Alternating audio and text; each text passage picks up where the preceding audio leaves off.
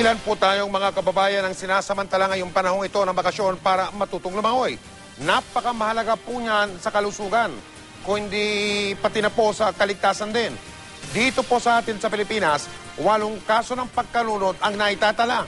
Kada araw, karamihan, mga bata. Nakatutok si Dante Perelio. Sa kasagsagan ng bagyong Sendong noong December 2011, kumalat sa social media ang videong ito na kuha ni Edberto Calungsod habang nagre-rescue sila ng mga inanod sa Mandulog River sa Iligan City. Maraming nasagip na bata si Calungsod nung araw na yon. Sa video, tinanong ng isang rescuer ang batang nakakapit sa mga lumulutang na kahoy.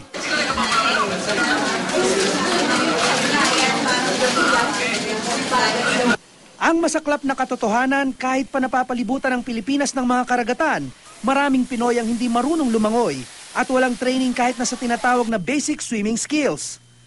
Ayon sa United Nations Children's Fund Survey, ang drowning o pagkalunod ay ikalawa sa pagkamatay ng mga batang Pinoy na may edad 14 pababa. Sa report ng Health Department sa 2011 World Conference on Drowning Prevention, 8 kaso ng pagkalunod ang naitatala sa bansa kada araw at mga bata ang karamihan sa mga ito. Isa rin sa dahilan ng maraming insidente ng pagkalunod ay ang mga maritime disaster sa bansa at ang mga pagbaha sa iba't ibang lugar. Kaya naman ang ilan sinasamantala ang tag-init para matutong lumangoy. Walang pinipiling edad ang swimming lessons. Sa isang swim school nga sa Alabang, mga sanggol na 3 buwang gulang hanggang mga batang edad 3 taon ang tinuturo ang lumangoy. Sa Pasig, kasama pa ng mga magulang ang kanilang chikiting sa swimming lessons.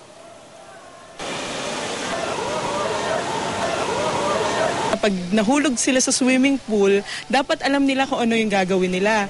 At pangalawa, kapag halimbawang napunta sila sa part ng swimming pool or sa dagat na medyo malalim, alam din nila ang gagawin nila. At ito ang dahilan bakit si Marjorie ine-enroll ang anak sa swimming lessons tuwing bakasyon. Para magkaroon sila ng proper training sa paglalangoy at maganda yun sa kalusugan nila. Para alam mo yung kasi pag marunong silang lumangoy kahit nasaan silang lugar, mayroon silang confidence sa sarili nila eh. Ang mga kabataan nag-e-enjoy na exercise pa. Pagdating sa emergency, kailangan po namin yan. Dahil kung sakaling malunod ka, marunong ka lumangoy. Floating, breath holding, and survival swim. Dante Perelio, Nakatutok, 24 Oras.